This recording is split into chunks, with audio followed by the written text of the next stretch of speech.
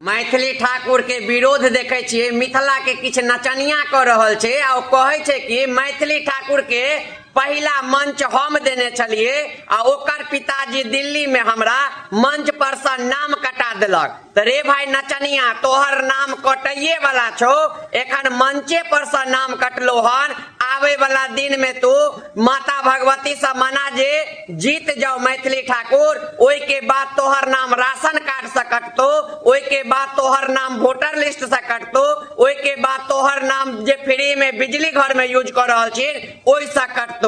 आ जय दिन जय प्रकाश के शासन चल लो ओई दिन तोहर नाम पूरा बिहार से कट जतो।